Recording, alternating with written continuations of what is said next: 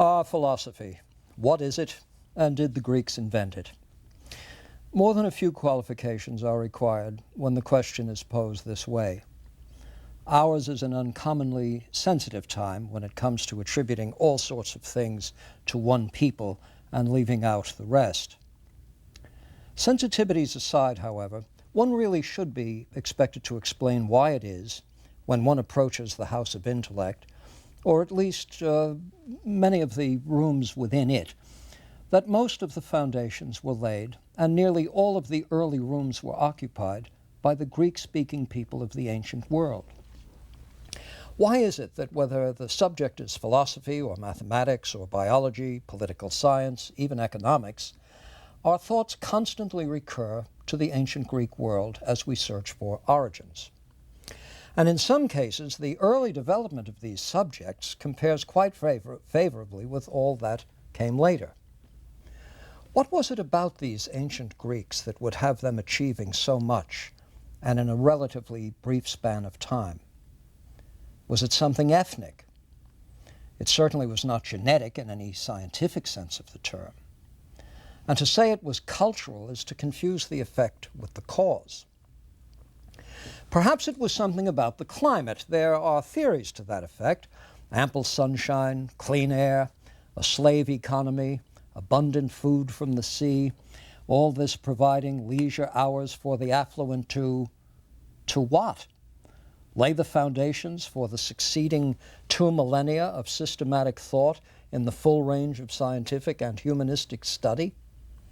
No, this gives far too much credit to vitamins A and D. It is not churlish, but to the point, that out of the kingdoms of Mesopotamia, Egypt, Persia, all these had far greater physical resources, more slaves than decency is eager to recall, and that none of these empires produced even a semblance of philosophical thought and practice. Such achievements in science and technology, as history claims for them, never generated or grounded that rule of law, that mode of civic life, that perfectionist ideal that mark out the ancient Greek way of life. Clearly, the breadth and depth of accomplishment are too vast for single theories to embrace. Before we can address the question of whether the Greeks invented philosophy, we must be clear as to just what the invention is. What is the difference between a philosophical perspective and, let's say, the perspective that Homer had in composing Iliad and Odyssey, or the perspective the singers and writers of the Upanishads had, or that of the Hebrew prophets? In what sense did Pythagoras have the right to call himself for the first time a philosopher over and against, say, Moses or Isaiah? Why not begin the history of philosophy equally with, say, Buddha, Confucius, and Socrates, instead of distinguishing the last of these from all earlier non-Greek thinkers? And what of the scientific and medical and engineering achievements of Egypt and the mathematical discoveries of India? Sharp lines can be drawn here only at peril. Indeed, the more developed thinking becomes, the more philosophical and scientific thinking tends to merge. So too with great literary works, with the poetic imagination, with the realized dreams of great architects and good kings, with the noble and improving techniques of teachings of saints and prophets. Just where personal genius and virtue in such figures rise to the level of impersonal and transhistorical significance will always be a topic of joyful dispute among scholars. But there is nonetheless a special feature of philosophy that really does mark it off from all the rest. Not in the sense of being better, or more advanced, or reserved to a privileged few. The philosophical perspective is one of criticism, and, yes, skepticism. I hope this won't be taken as indelicate, or worse, heretical, but if God were to declare a truth to the community of philosophers, at least the best of them would say, and one would hope worshipfully, but how can we be sure of that? The point, of course, is that philosophy earns its truths the hard way, by working for them, what the scientist actually sees through aided or unaided sight, what the poet dreams and the prophet has revealed to him, the philosopher must find through argument, analysis, doubt, and yes, disinterest. The operative word here is disinterest, not uninterest. The blindfold that decorates the face of justice is intended to signify just that judicious disinterest that would have the chips fall where they may. The verdict will depend on evidence, not on the rhetorical skill of the advocate or the wealth of the defendant. This, needless to say, is the judicial ideal, and we know it is rarely achieved. But it is the recognized ideal. So too in philosophy. Let the successful arguments fall where they may. We are prepared to abandon one that was long a favorite and accept one that we find personally odious. Philosophy takes a systematically and critical perspective on all of the assumptions and claims that we, in the other compartments of human endeavor, accept. It isn't that the others have no epistemological or quasi-epistemological aims. The playwright indeed is attempting to get at a kind of truth, even a fundamental truth. Indeed, the great playwright reaches the deeper levels of human sensibility and thought and presents the discovery in a memorable way. Are not the greatest depth psychologies served up by Euripides, Sophocles, Aeschylus? We reach levels of self-understanding by way of such dramatists, and in a manner that would be almost impossible to approximate in any other way. Still, philosophy is different. The bottom line in philosophy is not to solve practical problems. It's not to solidify the civic bonds among people. It's not to make us feel better or worse. Rather, it is to test the most fundamental beliefs, the most fundamental values and convictions we have, and to test them for the purpose of getting them right, while at the same time realizing that basic questions as to what it could mean to get it right are often finally unanswerable. So the central aspect of the philosophical perspective is a critical aspect. Criticality, criticism, self-criticism. This is what is at the very center of the philosophical project, the philosophical way of thought. It's at the very center of the philosophical enterprise. What is believed by way of the philosophical worldview is wisdom itself. Not wisdom so that, not wisdom in order that, not to get more of this or more of that, not to be reassured, not for the good night's sleep, not for its consolations, with all due respect to Boethius. No, it's to get it right, and where getting it right might indeed be bad news also. It is not inevitably good news. Sometimes it is not news at all. It's a question that is answered with yet another question, and answered with yet another question. I sometimes say that profound philosophical insights should always be followed not with exclamation points, but with semicolons. Because the long debate goes on. If it wasn't concluded by Plato or Aristotle, we can be sure that it will not be ended in the editorial pages of the New York Times. Well, did the Greeks invent this sort of thing? They certainly didn't invent thought. I should think the first Homo sapiens started dropping from the trees or landing from a different planet, and then had to civilize his litter, find the evening meal, fill the larder. Some persistent questions must have emerged from the very nature of things. Should we stay here? Should we leave? Is this a safe place? Are these our children anyway? Are these children little adults?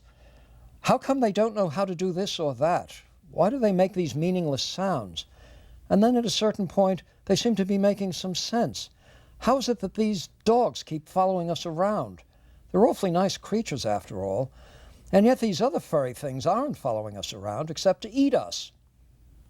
How do we tell the difference between one and the other? Can you know at a distance whether something is prey or predator? Who is that chap over there with feathers on his head who says if we don't do what he tells us to do, he's going to kill us? Maybe we should do what he says. Anyway, he is the oldest among us. He survived the longest. Now I say these queries are insistent. Listen to children. Children are raising what might be called pre-philosophical questions. We do a parody on this when we have the child saying, "Why is the sky blue?" and "Why can't I have more ice cream?" But these are questions that begin to take a philosophical orientation. I mean, the answer, "Because I said so," is never convincing to a child who has asked, "Why can't I have more ice cream?" After all, "Shut up, I explained," is not a philosophical reply. But the question itself is a kind of philosophical question in a childlike idiom. "Why can't I have more of something?" is getting at what is the rule or principle that governs what I can have. Make this decision intelligible to me. And if you say, "Because you won't eat your supper," suppose the child says, "Let me have the ice cream and I promise I will eat my supper." You then must move to points of greater refinement and explanatory power. "But ice cream in that quantity isn't good for you, and it won't mix well with what?" Well, now, before you know it, there's a kind of debate going on, one that parents very often find quite frustrating, but one that reveals the philosophical disposition of a rational being. Why is the sky blue is a very interesting question, and indeed most textbook answers to that question, which fail to take into consideration the unique properties of the visual system and the chemistry and physiology of color vision, do not do justice to the question itself. Or consider the child looking at a cat. A child sees many cats. She sees alley cats, cats in the street, and then watching a nature film, sees a tiger for the first time, and is told, "It's a cat." "That's a cat? My goodness, it's 20 times the size of a cat. The colors are different. The teeth are longer. The sound isn't a meow, it's a roar. How can Tabby and that both be cats?"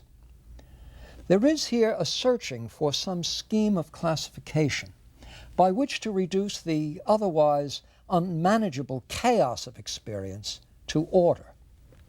Philosophy doesn't begin with the need for an intelligible world. The need for an intelligible world begins with the fearfulness of pre-philosophical, pre-literate societies facing an unpredictable world of change and trying to make sense of it. The ancient Greeks, from the earliest record we have of them, tend to see themselves, as it were, estranged in the world. They are not part of the divine scheme. The Olympians are something very different from themselves and aloof to their struggles. They are here alone in an intimidating place. They are engaged in trade with people who speak a different language, who have different beliefs, who bow down in the presence of leaders bedecked in gold and taken to be gods. The Greeks in Asia Minor, in the settlements Miletus and Samos and nearby places where philosophy actually is founded, are the near neighbors of people whose cultural practices strike them as bizarre. They're trying to make their estrangement from the world less dangerous by coming to understand the world. There are oracles, of course, and priests, folk traditions, folk wisdom. But there is no final, ultimate authority on matters of truth in this culture. Whatever may be said of the Olympian deities, they are not scholars, and they have bequeathed no book of truths. Well, this isn't yet philosophy, but it's on the track. And we can ask the question again. Well, why the Greeks? Why these people? Why at that time? Why there, in that place? The era of earliest productivity in the matter of philosophy is in the 6th century BC. Pythagoras died at about 500 BC. Parmenides, the pre-Socratic philosopher, comes later in the 6th century. This is less than 2 centuries since the Homeric epics, and yet a philosophically rich body of thought is already being developed. I return to the question. What is it about this time and place and people that would foster such an intellectual achievement? Earlier and in some sense greater civilizations have been noted, as have their failure to reach what might be called an academic level of inquiry. There can be and have been vast and enduring civilizations utterly destitute of philosophical energy and originality. And I think it is a common mistake to think that civilization somehow matches up with philosophical and indeed scientific and abstract modes of understanding. Great civilizations come about by solving practical problems and by developing the wealth and might with which to preserve themselves. Occasionally, wealth and power and inspired patronage add to these civilizations a lasting record of artistic and literary merit, capable of influencing posterity long after the wealth and power have disappeared. Only once, however, has an age set the very standard of excellence, the very means by which to assess it, the very perspective by which persons and nations come to grips with their potentialities and their limitations. That age is the age of Hellenism, and of all its achievements, it would be ancient Greek philosophy that would guide much of what would come to be Western civilization in its finest hours. It should be clear that the climate is not going to explain this. The Greeks had no more sunshine and far fewer slaves than Pharaoh. Something about the Greek mainland, however, is informative here, for 2/3 of it is utterly unarable. You can't grow anything on it. It's a rocky place, a place of hard dealing. Olives do well, as do lemon trees. Fish surround the country. But surely you would not say that the Greek-speaking people were blessed by having a place where, if you scatter seeds, your food requirements are thereupon met. As early as the 7th century BC, mainland Greek speakers are found colonizing Sicily and the east coast of Italy, as well as islands off the coast of Asia Minor, largely for the purpose of producing food that can then be sent back to the mainland. In other words, by about 700 BC, they are already having trouble feeding themselves. Nor is the availability of slave labor a credible explanation of the Hellenic achievement. Through military conquest, the Greeks did acquire large numbers of slaves, and there was indeed an aristocratic class whose members are found in the company of the great philosophers. But this, too, will not do much explanatory work for us. Slavery was not unique to the ancient Greek world. It is, lamentably, coextensive with human history. In the context of ancient Greece, one could be enslaved through indebtedness. Indeed, only after the reforms of Solon was it no longer permissible for Greek to enslave Greek. Far more common was slavery resulting from defeat in battle and forming part of the reparations. However, such slaves were not barred from having slaves themselves, earning money. There are instances enough of slaves earning enough in the ancient Greek world for them to buy their own slaves and indeed enter into banking arrangements. The majority of slaves were actually domestic servants. There's no evidence of a conception of slavery based on ethnic or racial grounds. The bulk of servants in the ancient Greek world are engaged in domestic service. Few of the major architectural achievements made use of slave labor. There was slave labor working the silver mines at Laurium, but even this harsh and productive institution was ended when the mines dried up. Moreover, there was a low ceiling on just how many slaves could be imported without causing significant disruptions in the domestic economy, which was a fragile one. The more slave labor, the fewer jobs for the locals. So again, this theory of a leisure class now free to exercise philosophical genius is just implausible on its face. We have long periods of economies grounded firmly and much more lavishly in slave labor without so much as a ray of philosophical light emanating from them. The Hellenic world depended far less on slave labor. There is greater agreement among scholars regarding the influence of Olympianism as a religion on the invention of philosophy. Now, this is a subject unto itself, and I must touch it all too briefly. But recall from the previous lecture the particular epistemological vulnerabilities of the gods. They don't know everything. They don't think they know everything. They don't claim to know everything. Except for certain lapses, they don't care too much about us. Zeus is found admonishing the lesser gods and goddesses not to spend so much time concerned with human affairs. Consider his admonition to Aphrodite after Diomedes turned on her and cut her with his sword. He says, you know this sort of thing. It inevitably happens when you get yourself mixed up with these characters you see, spending all your time worrying about what they're going to do. So there's this relative indifference. There's a wonderful little vignette that comes out of the blood and gore of Iliad. When we don't have hecatombs of ox being sacrificed, we've got great crashing helmets with eyes falling out and blood and bones littering the plains of Troy. We find a fallen hero being attended to by his chums. They stuff the open wound with herbs and work to close the wound. He gets up, returns to the field of battle, presumably with a limp he'll never lose. He surely is not the man he used to be, but at least he's still serviceable to the cause. Now Aphrodite goes back to Olympus, and she, after Diomedes had turned on her, well, she says to Zeus, look at what he did. And as Zeus puts his hand on Aphrodite's wrist, on her wound, it removes all evidence of a wound. There's no sign that anything ever happened. This underscores further the total separation between, to use contemporary parlance, heaven and earth. We have to solve our problems. We propitiate the gods. We engage in rituals. We strive not to anger them. We surely do not adopt them as patrons of the polis only then to shame them with our conduct within that polis. So there is a reverential attitude. But the ancient Greek world never hosted a state religion. It is an interesting fact.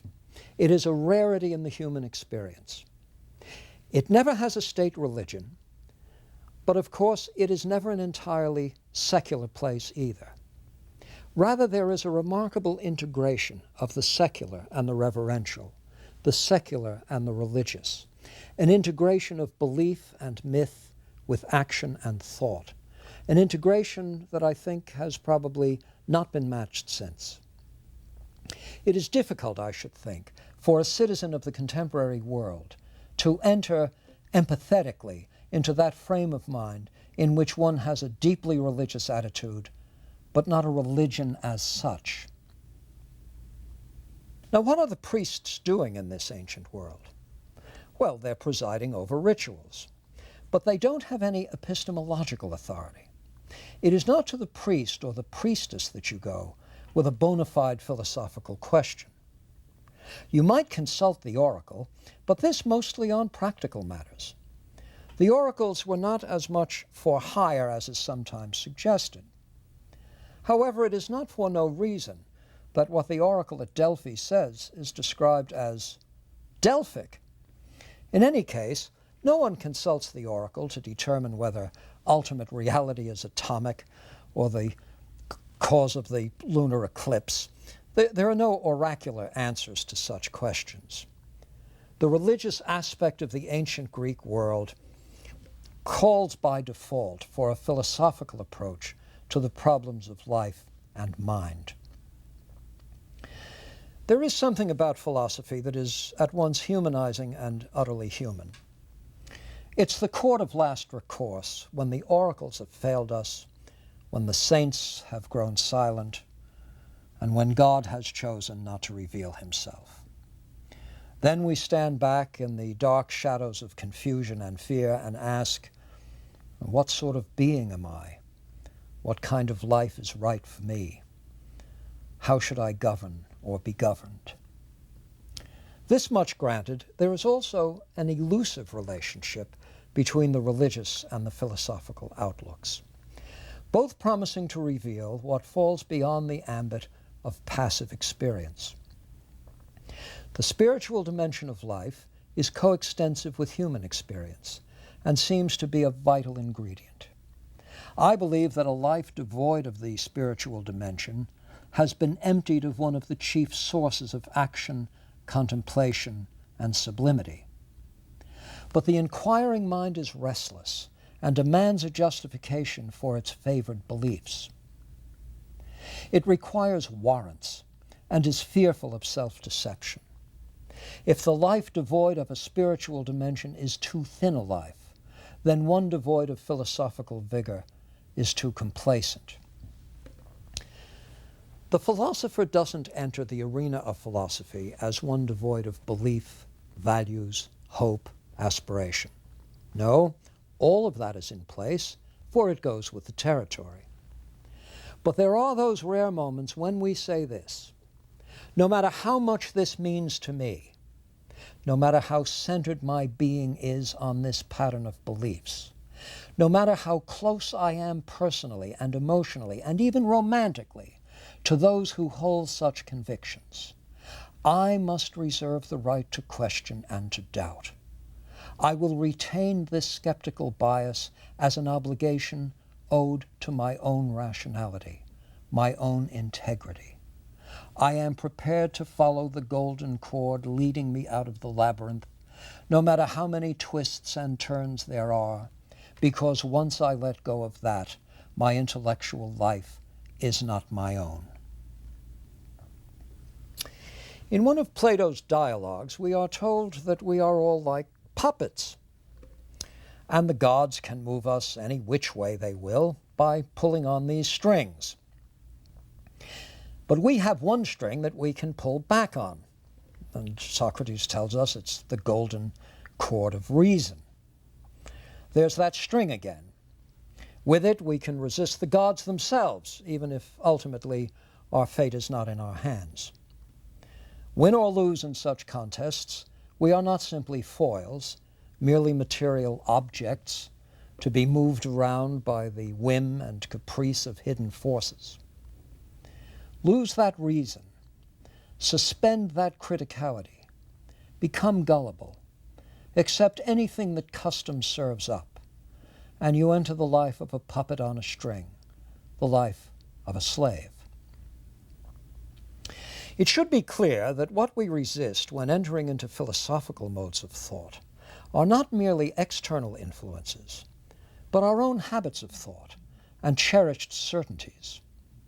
We are now willing, even if fearful, to raise the most basic and searching questions about reality, about right and wrong, about justice, about the grounds of our relations with others, about war and peace.